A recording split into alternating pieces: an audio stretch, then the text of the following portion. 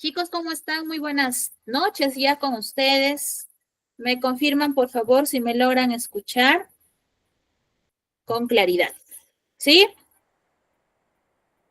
Ana, ¿cómo estás? Muy buenas noches, hija. Listo, chicos. Darles la bienvenida en este caso a nuestro inicio ya de labores, ¿no? Ya de lo que respecta al segundo bimestre, ¿no? Ya tiempo atrás, bueno, aunque no ha sido hace mucho, la verdad, ya hemos estado trabajando. Y ya bueno, pues hoy día vamos a seguir avanzando en este camino de aprendizaje. Falta poquito para ustedes, ¿ya? Bueno, ¿no? Darme un espacio también para desearles un feliz día de las madres, a todas las que aquí son mamitas también. Espero que la hayan pasado bien, ¿no? Y sobre todo valorar bastante el hecho de que pese a ser una festividad bastante importante, también se están dando espacio para que puedan estar en sus clases, ¿no? Muy bien, chicos, vamos a empezar entonces hoy día con la época, en este caso, perdón, vamos a revisar aquí, ya, vamos a ver, vamos a partir, ya, a hablar un poco de literatura, ¿no? Ya seguramente cuando han estado revisando su compendio de trabajo ya han estado tal vez leyendo un poquito con relación a los diversos temas que se va a ir trabajando.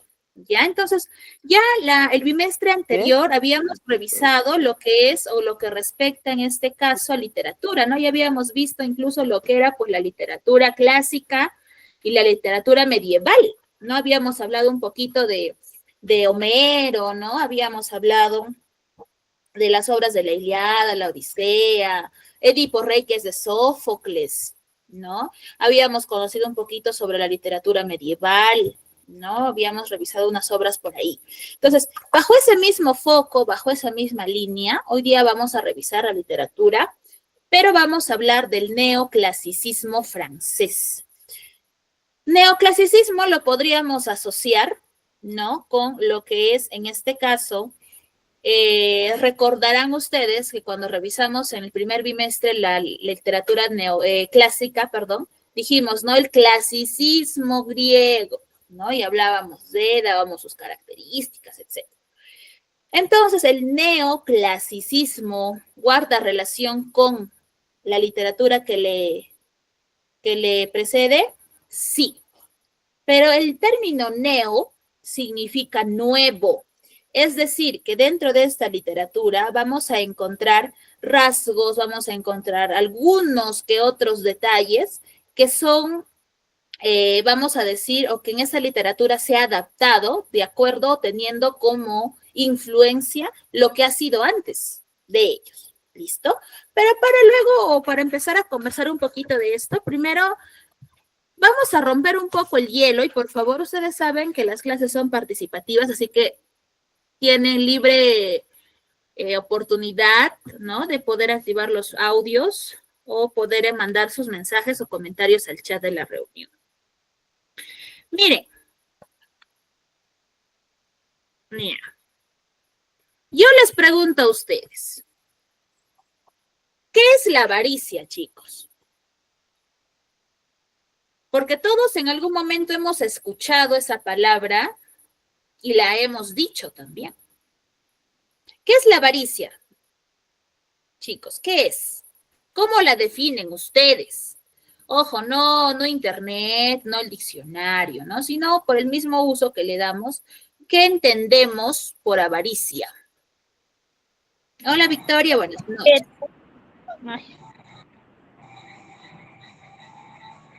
¿Qué es avaricia, chicos? Cuando tienes bastante dinero. Cristina, bueno, ok. Tienes bastante dinero, ¿ya? Cuando tienen y quieren más y más y más. Ok, muy bien. Que te aferras a algo, por ejemplo, puede ser dinero, avaricia. Cuando te aferras al dinero, ok. ¿Qué me dicen por el chat? A ver, me dice Victoria, desear en exceso, ok. Ya, listo, desear en exceso. John me dice, es la codicia de bienes. Ya, muy bien, vamos madurando la idea. Carmen me dice querer más de lo que tienen. Listo. Querer más de lo que tienen. Ya, correcto, ¿no? Está asociado a eso. Y aferrarse al dinero, ¿no? Muy bien, Carmen. Aferrarse al dinero. Muy bien. Son aquellas personas, tal vez haciendo ya un comentario general, y si quieren añadir o dar un ejemplo, adelante. Son aquellas personas, ¿no? Que Ana me dice es incontrolable, dice. Claro, ustedes tal vez conocen amigos, familiares, vecinos, conocidos, que son mucho de tener dinero, ¿no? Tienen o trabajan, ¿no? Y tienen dinero, dinero, dinero, pero no gastan, ¿no? Hasta para que den 10 soles les duele en el alma, pareciese que como si fuesen un ave y le estuviesen arrancando una pluma, ¿no? Con un dolor, y es más, hasta a veces en su palabra del día y de la vida es no tengo dinero. Teniendo, pero es no tengo. No tengo, no tengo, no tengo, no tengo y no tengo. Ahora, la pregunta para ustedes es, de manera personal, ¿alguna vez han actuado como una persona avara? Haciendo tal vez ahí una autoevaluación personal. A veces. Ya, Carmen me dice, a veces, ya es válido, a veces ha actuado como una persona avara.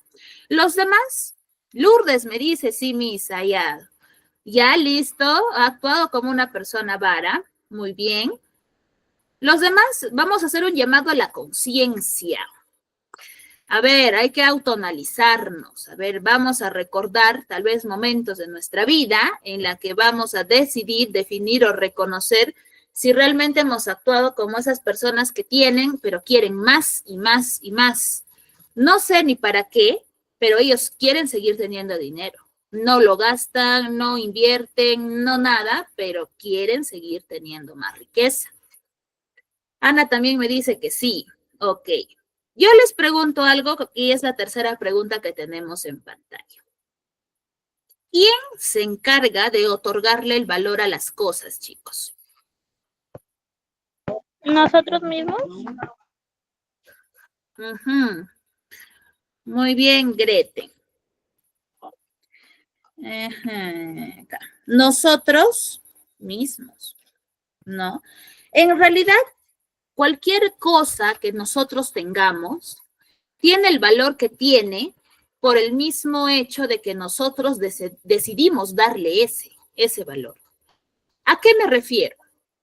Cuando ustedes, por ejemplo, y es algo muy cierto y algo que siempre he escuchado en colegas también, y dicen, ¿no? Por ejemplo, ahora que es el Día de la Madre. Yo sé que muchos de sus hijos en sus colegios han elaborado un trabajo, ¿no? Ya sea si están en inicial, en primaria, en secundaria también se suele hacer, pero ya no es tanto, ¿no? Más es en primaria y en inicial. Y los niños suelen pintar, suelen ya dibujar, que la cartita, tal vez el portarretrato, que no sé, un mensaje, ¿no? Etcétera. Y hay algo muy cierto, ¿no? Que hasta ese papel que sus pequeños dibujan y pintan y lo rascatean para ustedes y se los entregan como un regalo por el Día de la Madre, tiene un valor importante, ¿no? Pero no es porque sea un papel o no es porque sea un plumón caro o qué sé yo, ¿no? Sino es porque, como dice Greten, nosotros mismos le estamos otorgando ese valor. Y lo mismo con las cosas materiales, ¿no? Es por eso que, y ustedes me darán la razón, cuando ustedes hacen limpieza de su casa, cuando a veces nos da esa espinita de, a ver, voy a limpiar qué encuentro y terminan botando cosas que tal vez ustedes ni sabía que tenían, pero no lo usan o ya está muy gastado, lo botan, ¿no? Hay cosas que lo botan sin ningún tipo de remordimiento, ¿no? Y eso ya se rompió, hay que botarlo. Oye, esto ya se desgastó, hay que botarlo. Pero por ahí encontramos algo que era tal vez de nuestros abuelos, ¿no? Que ya no están con nosotros, o tal vez de nuestros padres, ¿no? Que han sido como una herencia, vamos a decirlo así. Y así esté roto, desgastado, o así ya no lo usemos, lo seguimos teniendo. ¿O no? O lo botan porque, bueno, ya no sirve. No creo. ¿no? Ese valor sentimental hace que de alguna forma u otra sigamos teniéndolo, así tal vez no lo usemos, o tal vez así ese objeto ya no pueda más, pues, ¿no? Ya esté ya totalmente desgastado, pero aún así, por el valor que le dimos, lo seguimos teniendo. Ahora la pregunta es, para ustedes, de manera personal y lógicamente el por qué, ¿el dinero es lo más importante para cada uno de ustedes? ¿Qué opinan? No. No, Sí, porque si me muero no me dijo sí, nada. profesora. Ya, para Carmen. Si me dicen sí o me dicen no, me dicen sus razones. Porque es importante reconocer eso también. A ver, en orden vamos, ¿ya? Porque si hablamos todos nos vamos a entender. ¿Quién desea empezar? A ver, de manera personal, profesora, considero si para mí es importante el dinero o es, bueno, dice, es lo más importante, o sea, sobre todo. Sí, Miss, para mí es importante el dinero. ¿Por qué? Porque vivimos en una ciudad que donde podemos movernos en un carro o comprar productos. Y sin eso, sin dinero, pues nada somos. Ujú.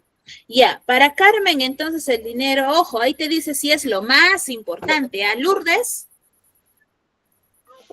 Para mí no es lo más importante es la salud, o sea, para mí también lo más importante es el amor al prójimo, a los vecinos, eso nomás. ujú. Ok, Lourdes, muchas gracias. Buenas tardes, ok, Katiuska, ¿cómo estás? Buenas tardes. Ok, y a ver, vamos a leer sus comentarios. Ana me dice que el dinero es importante, pero no determinante. Para Greten dice, no, Miss, lo más importante es nuestra salud y familia, ¿ok? Victoria me dice, el dinero es importante para nuestras necesidades y para poder estar bien. El dinero sí importa, correcto. Yo no discuto, o alguien quiere añadir tal vez su opinión personal. Ojo, la pregunta es si nosotros de manera personal consideramos que el dinero es lo más importante y está sobre todas las cosas que tal vez nosotros también tenemos. Zaira, Sí, profesora, buenas noches con todos. Sí, el dinero sí es importante para como cosas, para comprar lo que nosotros, nuestra mercancía, todo. Y ok, bueno, nos sirven para más empeño y todo eso y para nuestras cosas, como para comprarles nuestro, ¿cómo se llama? Cosas de la casa y todo eso. Alimentos, más cosas y todo eso, lo que necesitamos para sobrevivir. ok, Zaira, muchas gracias. Ya, muy bien. Recuerden que las opiniones son diversas y todas son válidas. ¿Ya? Aquí no es que, profesora, si yo pido, no pido igual que usted y estoy mal, no. Correcto. ¿No? Cada uno tiene una postura y se respeta y es así. Definitivamente nadie puede negar aquí en la reunión que efectivamente el dinero sí juega un papel importante en la vida del ser humano, ¿no? Porque nosotros necesitamos dinero casi para la mayoría de las cosas. Personalmente, si el dinero es importante, no vamos a decir que no, pero no lo considero que va a estar por encima de otros factores, como por ejemplo, como ya lo han dicho, es la salud. Lourdes.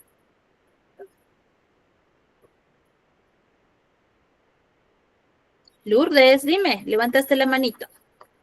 Misita, el dinero no es muy importante porque teniendo la salud podemos conseguir mucho dinero, mientras que no estemos bien de salud, no lo podemos conseguir. Entonces no sería más importante, sería nuestra salud, el bienestar de cada uno, así podemos conseguir mucho dinero. Ujú.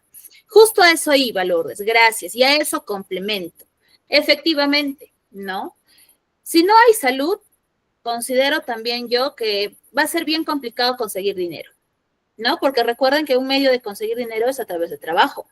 Y si en cuanto a la salud física y mental nosotros no nos encontramos bien, pues de alguna forma u otra se impide lo demás, Y en eso creo que todos coincidimos, ¿no?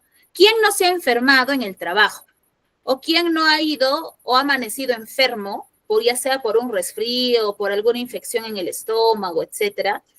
Tal vez retorciéndonos de dolor y no hemos tenido tal vez esas fuerzas de poder presentarnos en nuestros centros laborales. O en algunos casos, estando mal, hemos asistido a nuestro trabajo, pero con un pesar enorme, ¿no? Entonces, el dinero, ahí nos dice, el dinero es lo más importante. Personalmente, no lo considero lo más importante. Sí, tiene su valía, no lo niego, pero por sobre eso está su salud, o la salud de cada uno de nosotros, ¿no? Igual, son muchos puntos los que también ustedes han mencionado, por ahí hablaban de la familia, hablaban del amor, por supuesto, también es válido y lógico, ¿listo? Entonces, profesora, ¿a qué viene todas estas preguntas de la avaricia? ¿A qué viene el hecho de hablar de personas que son avaras? A reconocer si yo considero el dinero lo más importante por sobre tal vez mis hijos, por sobre mi familia, por sobre mi salud. Ya lo vamos a ir entendiendo más adelante. Ya justamente hemos hecho un pequeño ruedo de preguntas, uno para que empiecen a soltarse y dos para que nos vayamos relacionando con un tema que vamos a ver más adelante. Ya entonces, ahora sí, vamos a hablar un poquito de lo que es el neoclasicismo francés. Miren, justo al inicio de la clase lo mencionaba, ¿no? El neoclasicismo francés es una corriente literaria que nace en los siglos XVII y XVIII y que se desarrolla en Francia, lógicamente. Ya se va a desarrollar en Francia. Ahora, a ver un momento, por favor. Ya, se desarrolla en Francia. Listo, durante todo este periodo, la literatura francesa va a desarrollar o se va a enfocar en la literatura académica. Es por eso que en este periodo se suele dar indicios a lo que es, en este caso, la Academia Francesa, ya, y luego, pues, no va a estar buscando la creación de la famosa RAE. ¿Qué es o qué significa la RAE, chicos? Significa la Real Academia Española. Ya, entonces, esto se va a desarrollar durante el reinado de Luis XIV. Ya, aquí lo vamos a encontrar, aquí lo vamos a enfrascar. Listo, ahora, ¿qué busca esta literatura? ¿A qué se enfoca? ¿A qué se enmarca? ¿Ya? ¿A qué se enmarca? ¿A qué se enmarca? Vamos a hablar de la ilustración, chicos. ¿Qué es la ilustración? Es ese periodo en donde se busca educar. Ustedes saben que la única manera de salir de la ignorancia es aprendiendo. Si yo no me educo, si yo no me culturalizo, yo no voy a salir de mi ignorancia. Voy a seguir creyendo cosas que probablemente no son así, pero que porque alguien lo dijo o me lo mencionó, yo voy a creer y lo voy a tomar como verdadero, pero no voy a cuestionar. Entonces, la ilustración trata de sacarnos esa venda de los ojos, ¿ya? ¿Para qué? Para que yo como persona individual observe la realidad, aprenda de mi realidad y cuestione mi realidad. ¿Por qué se enfoca esto? ¿Por qué se abraza esta posición? Porque en la literatura medieval prima mucho lo que es, por ejemplo, la creencia en Dios. Ojo, no estoy diciendo, profesor, ¿usted es atea? No. Nos estamos enmarcando en esta época donde este apogeo cristiano, católico, religioso era muy fuerte y que incluso las personas que eran o iban en contra de esto eran castigadas por la Santa Inquisición, ¿no? Fue una época en donde todo era nublado en cuanto a la razón, porque tú no podías cuestionar, no podías hacer una crítica social, no podías ir en contra de lo que se decía, porque eso ya era considerado un acto de rebeldía. ¿Listo? Entonces, como en ese momento, esa corriente que se desarrolla antes del neoclasicismo, nos nubla totalmente la razón, aquí se trata de dar la contra. Trata de abrirnos los ojos para poder observar con claridad lo que se ve y luego poder utilizar esa herramienta para avanzar tecnológicamente, socialmente, políticamente, ¿ya? Entonces, el neoclasicismo se enfoca a eso. Va a tomar rasgos de la época clásica, pero las va a adoptar, las va a moldear a su nuevo contexto social. Recuerden que cada sociedad, en cada época, si hacemos una línea de tiempo, cada sociedad abarca y abraza características diferentes. Por lo tanto, las obras literarias que se desarrollan en cada época marcan una realidad distinta, buscan o persiguen un desarrollo diferente. Ya es por eso que la literatura es un medio bastante oportuno también para conocer las realidades de las distintas sociedades y también sirve hasta la actualidad para hacer críticas de la sociedad, ¿no? Por ejemplo, por aquí supongamos, Katiuska quiere escribir una obra literaria de su siglo XXI, que es la época a la que pertenece, y viendo toda la situación que nosotros estamos viviendo en nuestro país, toda la cuestión de delincuencia, de inseguridad, toda la cuestión de indiferencia por parte de autoridades, ¿no? Donde prácticamente ahorita el pueblo hace lo que quiere y como quiere, hace y deshace su regalado gusto, algunas veces con razón y otras sin ella.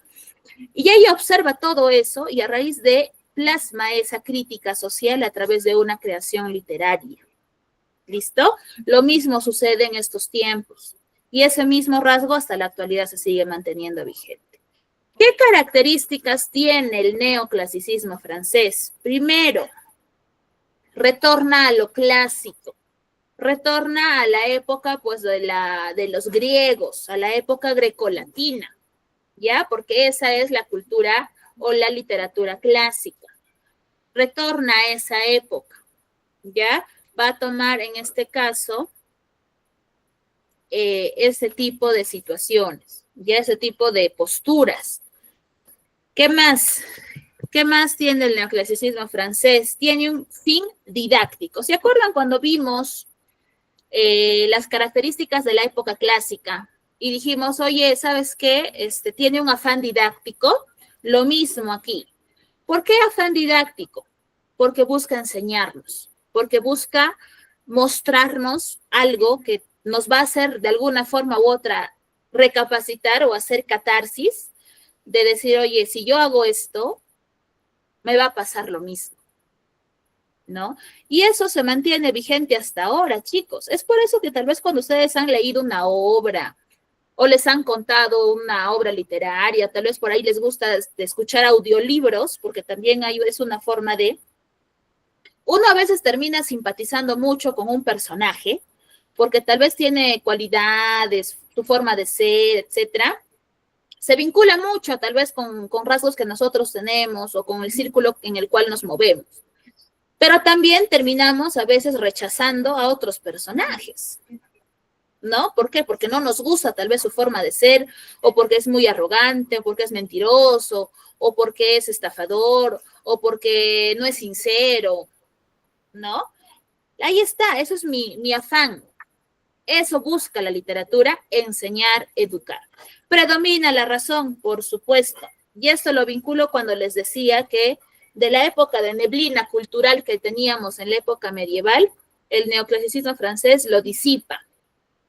Nos quita la venda de los ojos y les dice, observa lo que pasa a tu alrededor. Observa lo que pasa en tu sociedad. Observa, mira, critica. ¿No? Pero una crítica relacionada a lo que pasa. ¿Por qué pasa? ¿Listo? Ahora, se desarrolla en la fábula, dice, y el teatro, por supuesto. ¿Ustedes han leído fábulas, chicos? Ya sea, tal vez, no sé, ¿no? Sus pequeños, ¿no? Pero yo creo que sí todos en algún momento hemos leído bastantes fábulas de Esopo, sobre todo. ¿Sí, no? ¿Han leído fábulas o no han leído fábulas, chicos?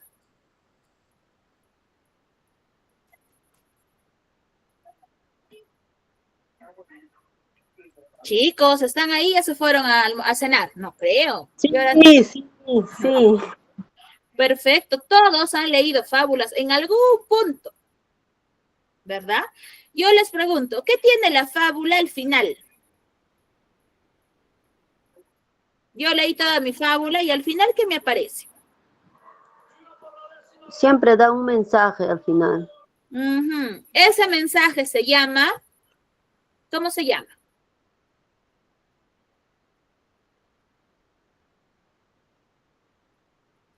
¿Cómo se llama, chicos? Se llama Motivación. Misita, moraleja. Muy bien, moraleja, correcto. Y la moraleja es una pequeña frase, un pequeño comentario, es chiquito, no es grande, sobre lo que tú tienes que aprender de esa fábula que has leído. ¿No? Una fábula bastante conocida es la fábula de León y el ratón. Bastante conocida, ¿no? Nos da un mensaje, por supuesto, nos dice que no por el tamaño tenemos que menospreciar prácticamente, pues, ¿no? A la persona que nos quiere prestar ayuda, porque eso fue lo que pasó, ¿no? El león se lo quiso comer y él le dijo, no lo hagas, te prometo que te voy a ayudar en lo que necesites, etcétera. El león se ríe, se burla, porque dice, tú un ser tan pequeño, ¿cómo me puede ayudar a mí, que soy el rey de la selva? ¿No? Pero al final el león termina siendo cazado y el ratoncito termina salvándolo, ¿no? Porque empieza a roer las cuerdas de la red y de esta manera el león se libera. Ahí está un mensaje clarísimo. Otra fábula que se ha escuchado o que conocen por ahí tal vez es la zorra y las uvas, ¿no? O tal vez otras más, pero ahí está. El teatro, lo mismo. ¿Se acordarán? Les pregunto de Edipo Rey cuando revisamos literatura clásica. ¿Recuerdan? ¿O no recuerdan a Edipo? Con su trágico final. No, no. ¿No recuerdan a Edipo que se termina sacando los ojos porque se casa con su madre y mata a su padre? Sí, recuerdo, Miss. Ahí está. Una forma de enseñarnos, ¿no? De hacer catarsis. Lo mismo aquí.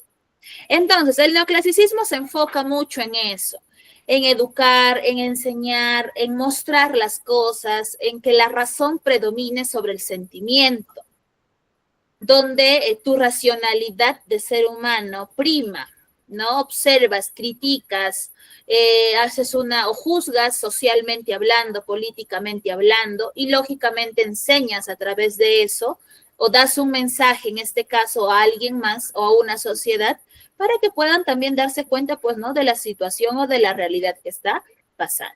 Muy bien, ahora sí vamos avanzando. Dentro de, justamente en la diapositiva anterior nos decía que se desarrollan la fábula y el teatro, ¿ya? La fábula está desarrollada por Tomás de Iriarte y por Félix María de Samaniego. Ahí tenemos sus dos obras. De Iriarte, su obra es Fábulas Literarias y de Samaniego, Fábulas Morales. Recuerden que las fábulas son textos cortos, porque no son muy largos las fábulas, si se recuerdan, ¿no? Cuando lo han leído, que buscan justamente regular incluso nuestra conducta. ¿Por qué a los niños pequeños suelen leer fábulas desde temprana edad? Porque como son niños se pueden moldear.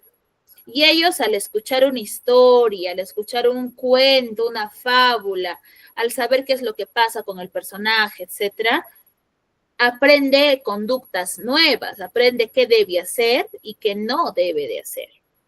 Por la parte del teatro, tenemos a Pierre Corneille, que él inicia la tragedia neoclásica.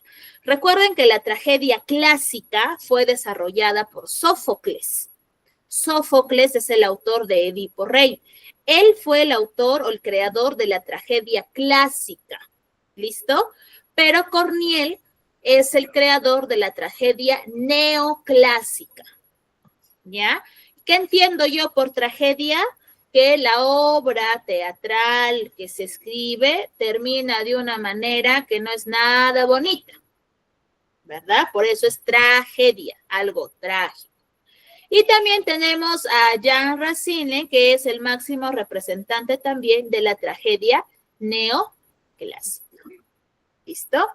Ahora, hoy día nosotros vamos a revisar lo siguiente. Son trágicas, listo. A ver, vamos a revisar lo siguiente nosotros. Hoy día, ¿vamos a hablar de alguno de estos? No, hoy día nos vamos a enfocar en el siguiente autor y que ustedes van a necesitar y recordar. Vamos a hablar de Molière, chicos. Molière es un escritor que, bueno, Molière es un nombre artístico o literario, ¿ya? Su nombre realmente es Jean-Baptiste Poquelin.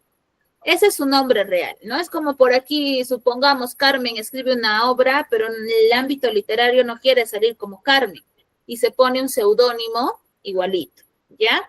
A él lo conocemos como Molière. Él fue un dramaturgo, fue director y fue actor.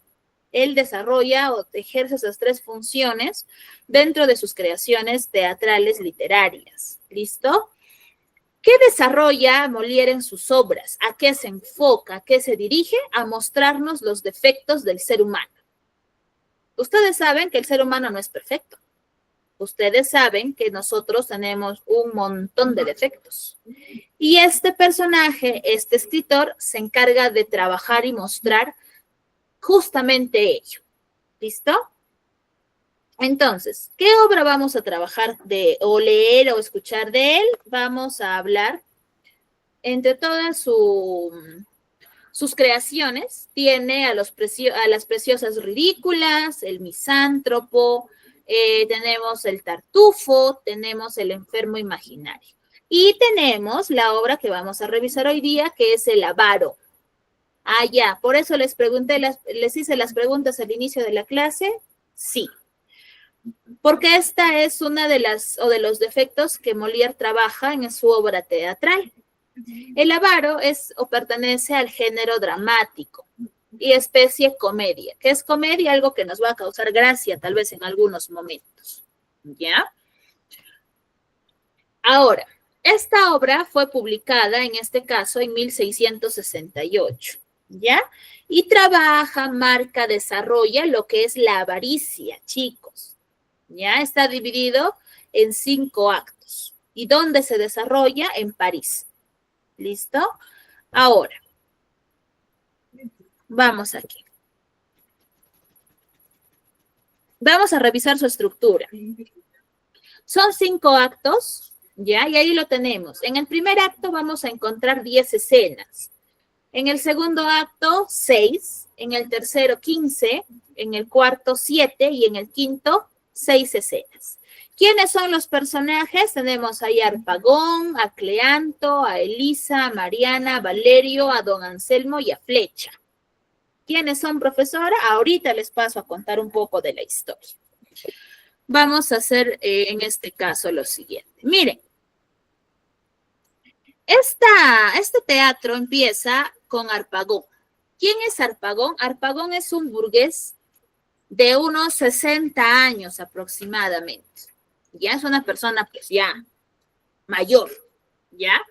Harpagón posee grandes riquezas, ¿ya?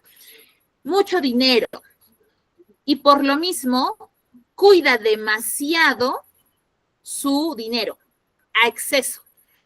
Cada mínimo gasto, cada mínimo movimiento que se realice de la riqueza que él tiene, él lo vigila y lo cuida celosamente, ¿ya? Por lo tanto, como tiene gran riqueza, desconfía de absolutamente todos, incluidos sus hijos, ¿ya? Porque él piensa que cualquiera puede robarle lo que él tiene. Por ese temor que tiene, él decide esconder su dinero en un cofre y lo entierra en el jardín de su casa, porque él considera que eso es la salida para que sienta seguro su dinero, ¿no? Que no le robe. Listo. ¿Quiénes son los hijos de Harpagón? Elisa y Cleanto. Los dos son sus hijos, ¿correcto? Estos dos hijos no aprueban la conducta o el comportamiento de su padre, lo rechazan ese hecho y lamentan, se ponen o les pone tristes el hecho de darse cuenta de que su papá es una persona muy avara y que lo domina mucho eso que es del hecho de tener dinero y controlarlo, ¿no? Entonces, ¿qué más lamentan sus hijos? Que Harpagón decida con quién casarlos. Para esto, Harpagón decide que su hija, Elisa, debe casarse con don Anselmo. Ustedes se preguntarán, don Anselmo es un joven, ¿no? Etcétera. No, don Anselmo también es una persona ya mayor, ¿ya?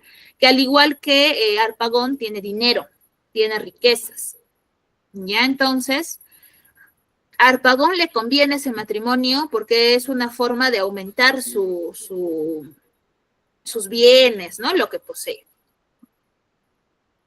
De la misma manera como decide casar a su hija con don Anselmo, también está viendo una candidata para su hijo Cleanto, ¿no?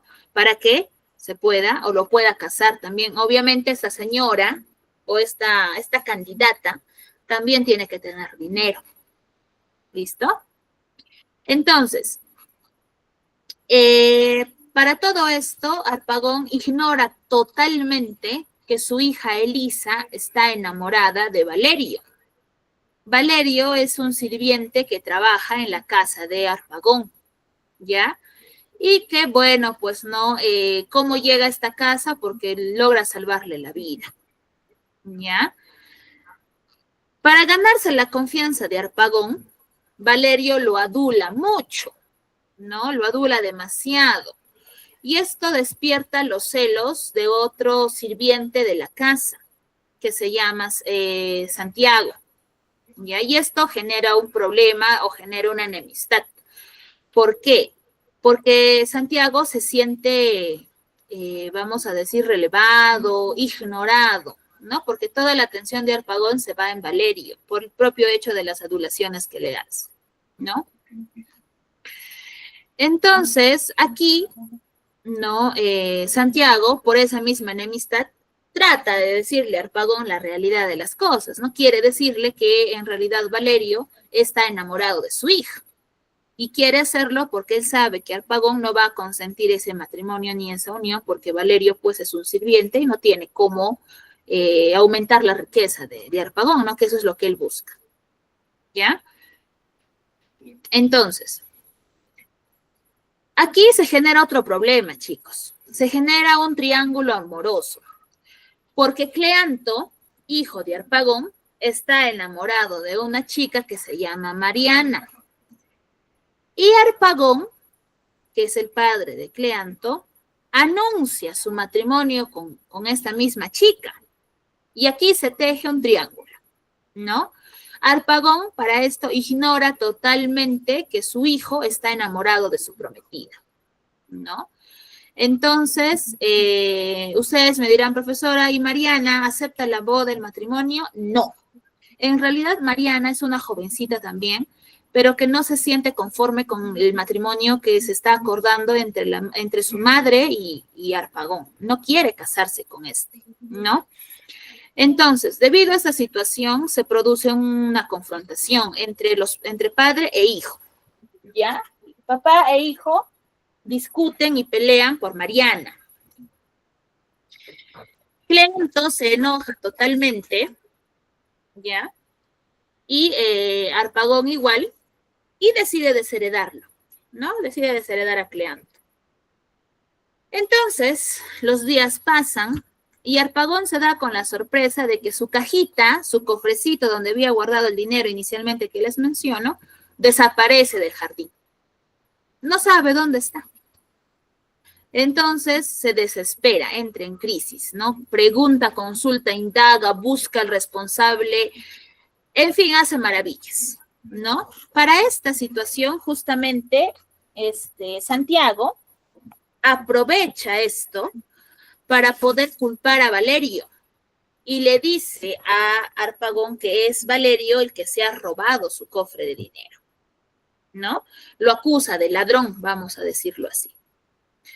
Entonces, Harpagón va y lo confronta, pero Valerio piensa que Harpagón ya se enteró que él está enamorado de su hija, ¿no?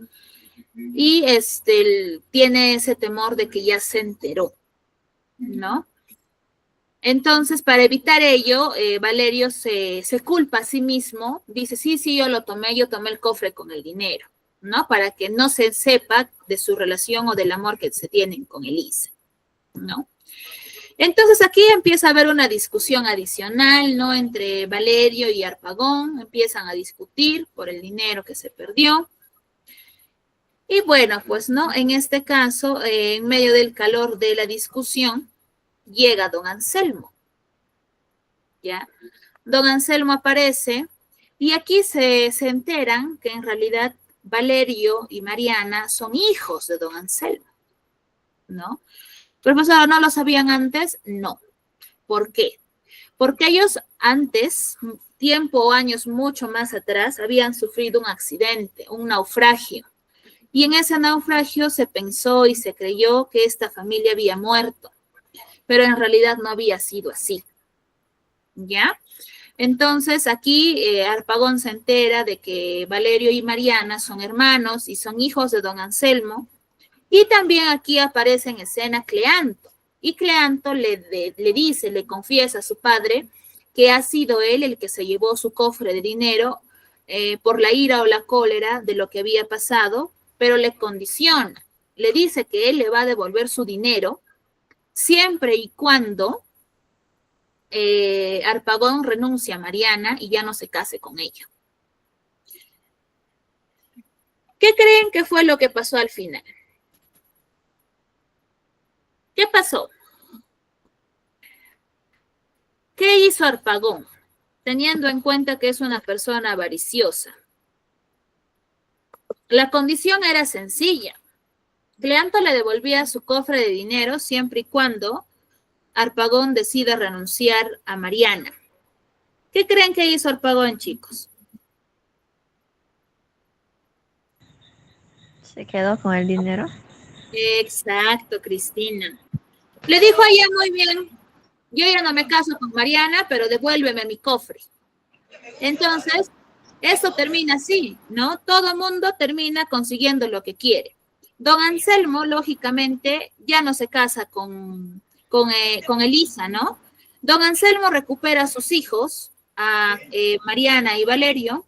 Elisa se casa con Valerio, Cleanto se casa con Mariana y Harpagón, en este caso, recupera su cofre y todos viven felices porque cada quien está teniendo lo que quiere tener, ¿no? Entonces, miren, en este teatro dramático y cómico vemos marcado eso, ¿no? Y justamente por eso es que les decía al inicio, cuando les decía, ¿no? Y el dinero para ustedes está por encima de todo, porque las personas que tienen este rasgo de avaricia, definitivamente, pues no les importa nada más que eso, que su dinero, ¿no? Como lo ejemplifica y lo refleja claramente, en este caso, Harpagón.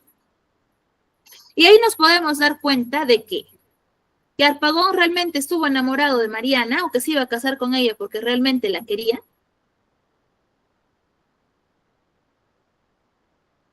¿Qué opinan? No, no la quería, solo quería la riqueza que tenía. Muy bien, recuerden que aquí también se marca mucho los matrimonios arreglados, ¿no? Imagínense, don Anselmo quería casar a sus hijos, o perdón, Harpagón quería casar a sus hijos con personas con dinero, independientemente si estos eran de la edad de sus hijos o eran mucho más grandes. Mientras tengan dinero, todo estaba bien. Y es por eso que Valerio, antes de que se entere que es hijo de don Anselmo, tenía miedo de que Harpagón se entere, pues, no, del amorío con Elisa, porque Valerio era, pues, un sirviente, era alguien que no tenía dinero, alguien que no podía ofrecer o pagar una dote. ¿Qué es la dote? En estos tiempos, chicos, cuando se hacían matrimonios así acordados, en este caso tenían que hacer un pago, vamos a decirlo así, que era, vamos a decir, ese derecho o un pago por derecho de matrimonio, ¿no? Se pagaba en este caso para que se pueda hacer o se pueda dar consentimiento a la boda, ¿no? Y lógicamente una persona que tenía riqueza, pues normal, ¿no? Pero una persona que no tenía, ¿cómo iba a pagar eso? ¿No?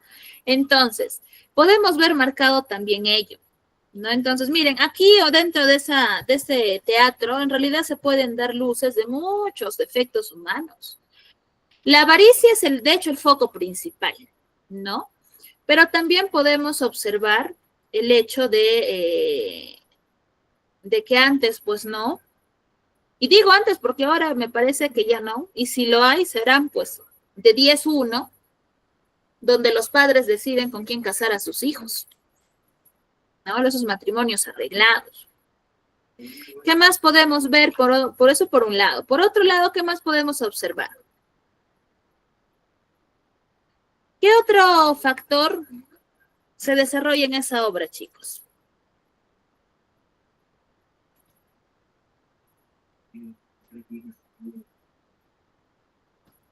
¿Qué observamos, por ejemplo, en los jóvenes?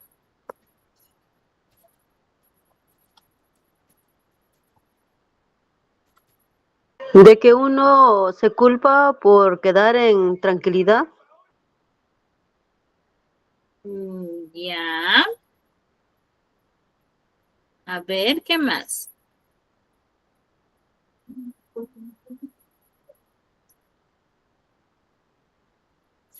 A ver, encontramos el antivalor, porque es un antivalor, la avaricia es un antivalor. Como les digo, ese es el foco principal. Listo. ¿Qué otro antivalor encontramos, chicos?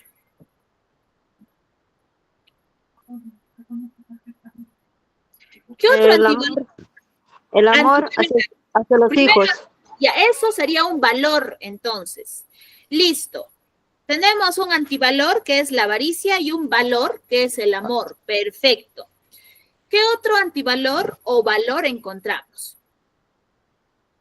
Dice los hijos por los padres. Dependencia de los hijos a los padres. ¿Cómo?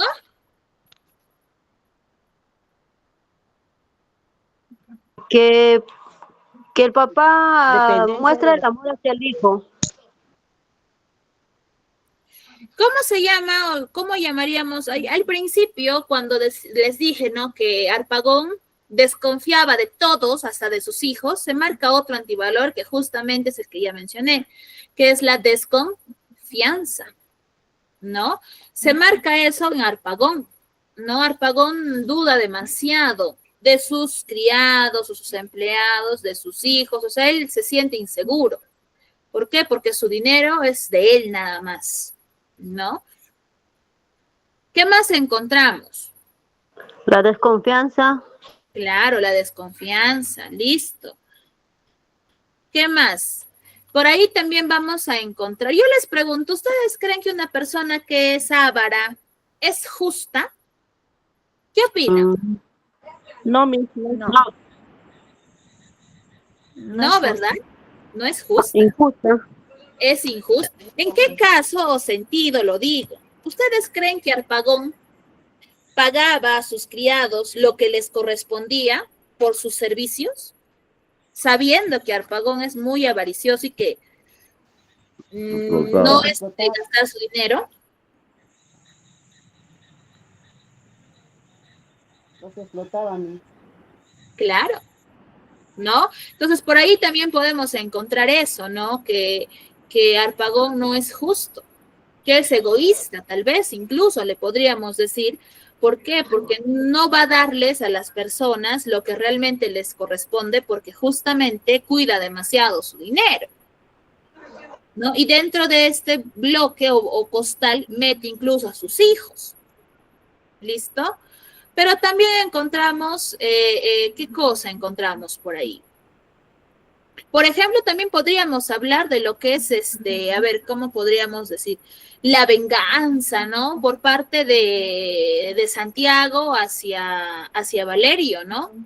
Porque por la ira y la cólera que le tiene, lo acusa, ¿no? Le incrimina o le hace responsable de un hecho o un acto que éste no ha cometido por celos, ¿no? Por envidia. Creo que ahí está ese antivalor, sería la envidia, ¿no? Sí, Aprovecha este la envidia.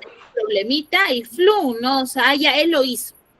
Ni siquiera le consta, ni siquiera, o sea, él sabe que eso es mentira, pero aún así lo acusa, ¿no? De que Valerio es el que te ha robado el cofre, pero no con el ánimo de ayudar, sino con el ánimo de perjudicar a su compañero de trabajo, ¿no? Entonces, miren, dentro de esta obra se desarrolla mucho esto, ¿no? Se abraza, se abarca en realidad gran parte de lo que es justamente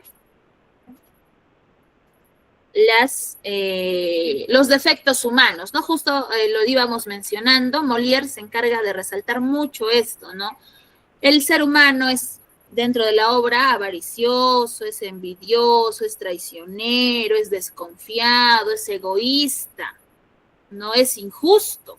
Miren cuántos defectos muestra en cada personaje, o tal vez más en unos que en otros, ¿no? Entonces, por ahí vamos desarrollando esa idea.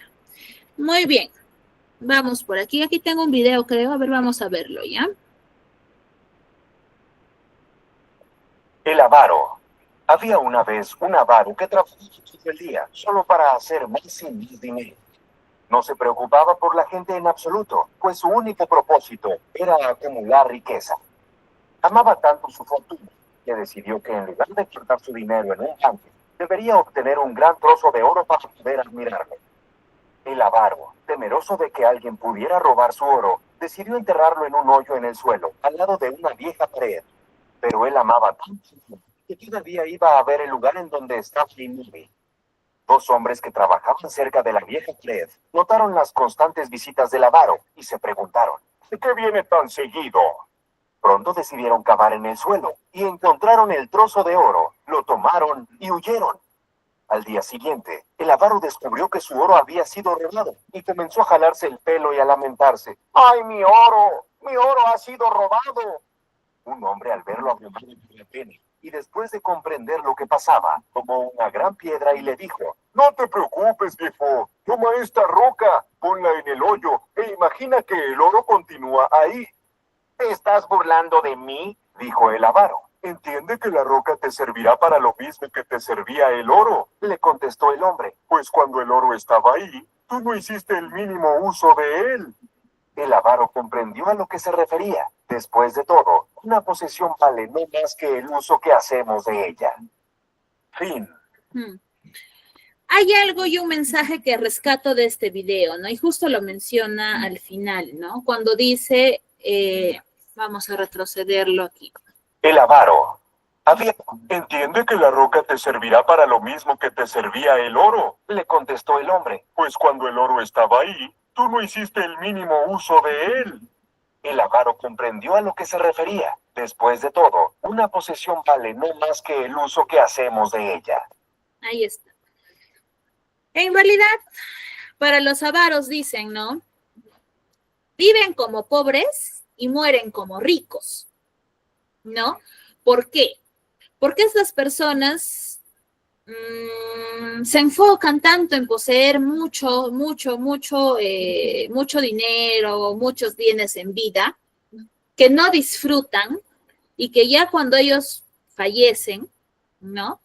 Simplemente ellos se van sin nada. Todos nos vamos sin nada. Entonces, al final, eso que a veces almacenamos y almacenamos y almacenamos y que cuidamos tan celosamente, al final termina siendo disfrutado por otras personas, ¿no? Entonces, un consejo, moraleja o tal vez enseñanza que podemos sacar de este tipo de texto que hemos visto hoy día o de esta obra es justamente eso, ¿no? Está bien ahorrar, está bien, lógicamente, pues, ¿no? Crear un fondo de ayuda, ¿no? Porque uno nunca sabe qué puede pasar, pero tampoco, pues, no llegar al extremo de prácticamente querer tener todo para no hacer nada y luego, pues, ¿no? Irnos de este mundo prácticamente dejando todo ahí, ¿no? Y otros terminan disfrutando algo que nosotros también podemos disfrutar. Muy bien, chicos, dudas, preguntas o consultas tal vez por ahí que tengan. No, Miss, Ok, todo, listo. todo conforme. Ok, Carmen, muchas gracias. Los demás, por favor, dudas, preguntas o consultas. Todo claro, Miss. Ok, muy bien, chicos. Ana nos dice, los judíos se les puede considerar avaro. Bueno, en realidad la avaricia no distingue entre religión ni clase social, ¿no? Una persona que tiene este rasgo, sea el foco en el cual se mueva, va a estar presente ahí. No se centra en una determinada clase social o en un determinado grupo, porque al final son defectos que otros poseen con más fuerza, ¿no? Es algo que puede pasar en cualquier estrato social, en cualquier religión, sin ningún tipo de distinción. Muy bien, chicos, cuídense bastante, por favor, que tengan una muy bonita semana. Ya nos estamos encontrando el próximo domingo. Cuídense, chicos. Buenas noches, Miss. Chao, chicos. Chao, chao. Buenas noches, Miss. Chao, Miss.